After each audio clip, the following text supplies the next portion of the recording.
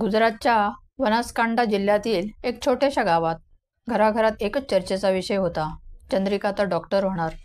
नीट परीक्षेत तब्बल 478 गुण मिळवून तिने गावाचं नाव उज्ज्वल केलं होतं. पण स्वप्नवत वाटणाऱ्या या गोष्टीचा काही तासातच अचानक फार वाईट परिणाम झाला. कारण ज्यांनी तिच्या यशाचा सर्वात मोठा आनंद साजरा करायचा होता त्याच कुटुंबियांनी तिला कायमचं गप्प केलं. प्रेम, मान, सन्मान आणि कुटुंबाचा हट्ट या तिघांच्या संगतीत उभं राहिलं एक भीषण सत्य. Honour killing. आज आपण ऐकणार आहोत 18 वर्षाच्या डॉक्टर हो पाहणाऱ्या चंद्रिकेची रक्त गोठवणारी कहाणी. गुजरातमधल्या बनासकांठा जिल्ह्यातलं एक छोटंसं गाव. गावात प्रत्येक घरात जुनाट विचारांची जगणारी माणसं. पण या शांत गावात एक अशी मुलगी होती जिने आपलं जीवनाचं स्वप्न मोठं पाहिलं होतं. ही मुलगी म्हणजे चंद्रिका चौधरी. लहानपणापासूनच अभ्यासात हुशार. तिच्या डोळ्यात एकच स्वप्न, डॉक्टर बनायचं. गुजरातच्या बनासकांठ्यात 18 वर्षीय चंद्रिका चौधरीची तिच्याच कुटुंबियांनी हत्या केली. ती मेडिकल कॉलेजमध्ये प्रवेश घेणार होती, पण तिच्या वडिलांनी आणि काकांनी मिळून तिचा खून केला. चंद्रिकाच्या प्रेमामुळे तिच्या कुटुंबियांना बदनामीची भीती वाटत होती. नीट परीक्षेला लाखो विद्यार्थी बसतात. या कठीण परीक्षेत चंद्रिकेने मिळवलेले 478 गुण. गावभर तिचं कौतुक. शेजार पाजारचे लोक आईवडिलांचं अभिनंदन करायला येत. सगळ्यांना वाटत होतं चंद्रिका आता डॉक्टर होईल, गावाचं नाव उज्ज्वल करेल. पण चंद्रिकेच्या आयुष्यातल्या या आनंदी क्षणांनी लवकरच वेगळं वळण घेतलं. अभ्यासासोबतच चंद्रिका एका तरुणाशी संपर्कात आली. त्याचं नाव हरेश चौधरी. सुरुवातीला साधं मैत्रीचं नातं, पण नंतर हे नातं प्रेमात बदललं. दोघांना एकमेकांशिवाय जगणं अवघड वाटायला लागलं. पण गावकरी आणि घरच्यांच्या नजरेत हे प्रेम अमान्य होतं. मुलगी शिकावी, डॉक्टर व्हावी एवढं ठीक, पण प्रेम, स्वतःचे निर्णय स्वतः घेणं हे कुटुंबाला मंजूर नव्हतं. घरात सतत वाद व्हायला लागले. चंद्रिका म्हणायची, मला पुढे शिकायचं आहे, स्वतःच्या पायावर उभं राहायचं आहे. पण आईवडिलांनी आणि काका यांचं उत्तर वेगळंच असायचं. मुलगी जास्त शिकली तर आपल्याला लाज वाटेल, ती कोणाबरोबर निघून जाईल, आपली बदनामी होईल, म्हणून तिला घरातून बाहेर कुठेही पाठवत नव्हते. तिला घरातील सर्व कामे करायला लावायचे. तिचं घरच तिचा तुरुंग झाला होता आणि म्हणूनच त्या तुरुंगातून सुटण्यासाठी चंद्रिकेने एक धाडसी निर्णय घेतला. एका रात्री चंद्रिका घर सोडून हरेश सोबत निघून गेली.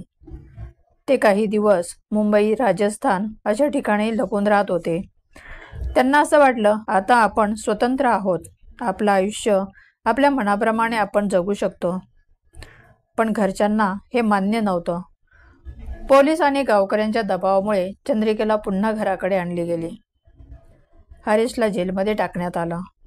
पण सुटल्यानंतर चंद्रिकेकडून त्याला एक भयंकर मेसेज आला, मला घेऊन चल, नाहीतर माझं कुटुंब माझ्या इच्छेविरुद्ध माझं दुसरीकडे लग्न लावून देईल. जर मी लग्नाला तयार झाले नाही तर ते मला मारून टाकतील, मला वाचव, असं चंद्रिकेने हरेशला पाठवलेल्या इंस्टाग्राम मेसेजमध्ये लिहिलं होतं. हरेशने गुजरात हायकोर्टमध्ये याचिका दाखल केली. एखादी व्यक्ती जबरदस्तीने कैदेत ठेवली आहे का हे न्यायालय तपासते. न्यायालयाने आदेश दिला. 27 जूनला चंद्रिका न्यायालयात हजर व्हायला हवी. हरीशला वाटलं आता चंद्रिका सुरक्षित आहे, ती न्यायालयासमोर स्वतःचं मत मांडेल. पण दुर्दैवाने हा दिवस कधी आलाच नाही. 27 जूनच्या फक्त 2 दिवस आधी 25 जून रोजी बातमी आली, चंद्रिकेचा मृतदेह सापडला. सुरुवातीला घरच्यांनी सांगितलं तिने आत्महत्या केली, पण घरातील काही जण म्हणाले तिला हृदयविकाराचा झटका आला. मृत्यूचं कारण सतत बदलत जात होतं. पण खरी गोष्ट खूपच भयानक होती. चंद्रिकेला जबरदस्तीने दुधात गोळ्या टाकून झोपेचं औषध दिलं गेलं होतं. नंतर तिच्या गळ्याला दुपट्टा आवळून हत्या करण्यात आली आणि नंतर दाखविण्यात आलं की तिने जणू स्वतःच गळफास घेतला आहे.